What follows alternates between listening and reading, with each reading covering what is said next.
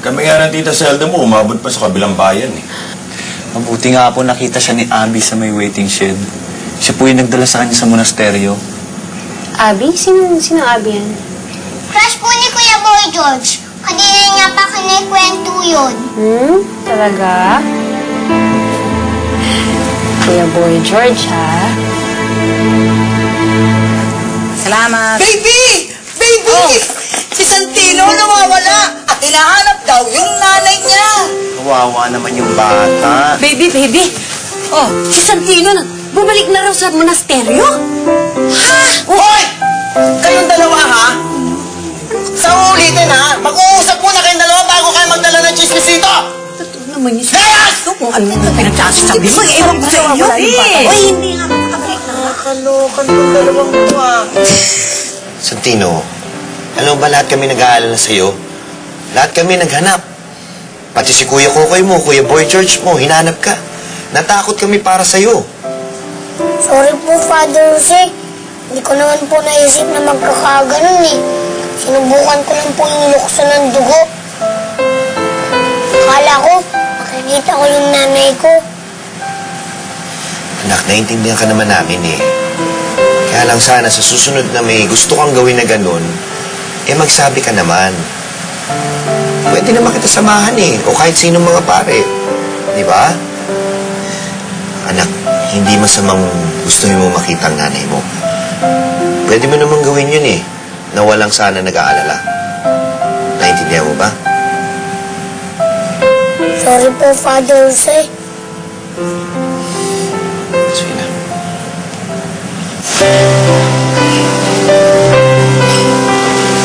Oh, Carmen. Ba't nandito ka? Di ba may sakit yung anak mo? Eh, medyo magaling na po siya, sir. Sayang naman po kasi yung kita. Nako, hindi pwede sa akin yan, Carmen. Umuwi ka na at ako nang bahala sa sweldo mo, ha? Sir, nakakahiya naman po. Kayo na nga ho ang gumastos sa lahat ng mga gastusin niya ng gamot eh. Oo nga, pero bakit ka naman mahihiya? Para ka namang iba. Sige na, umuwi ka na. Sir! Carmen, magagalit na ako. Sige na, kailangan ng anak mo. Umuwi ka na. Maraming salamat po, sir.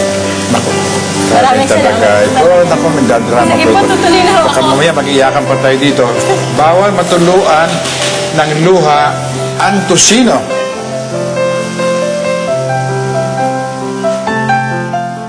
Bro, gumawa ko ng gulo kanina. Hinanap ko mag-isa yung nanay ko. Nag-aalala pala sila, Father. Sorry, bro, ah. Ikaw ba? Nag-alala ka rin po ba sa akin?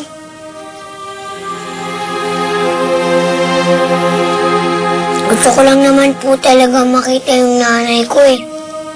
Kasi, miss ko na po siya.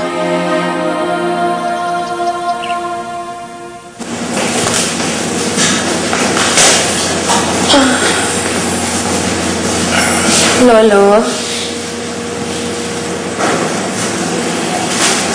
Lolo, sorry po. Naging insensitive po ako sa mga sinabi ko kanina.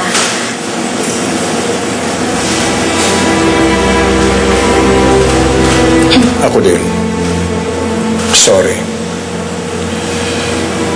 Masakit sa akin. Pero, naisip ko, siguro nga, unfair din para sa'yo. Kung pipilitin kitang mamahala sa ating negosyo.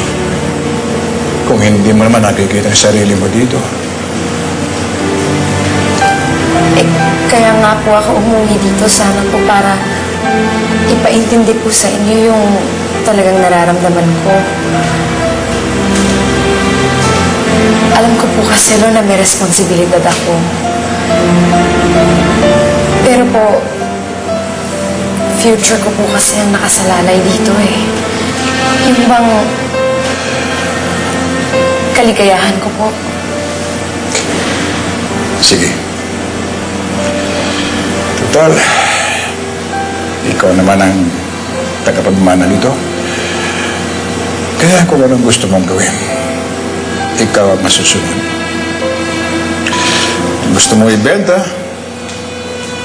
Ikaw ang bahala.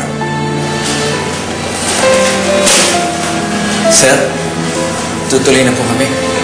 Okay, Abner. Siya nga pala, yung tungkol dun sa bali mo, huwag mo naiintindihin yun, ha? At saka kung dahil kakaltasin yan, sa sweldo mo, pag nakaluwag ka na. Alam mo kung kailangan mo yun para sa matrikulan ng mga anak mo, di ba? Maraming salamat po, sir. Maraming salamat po. Sige po, Mama.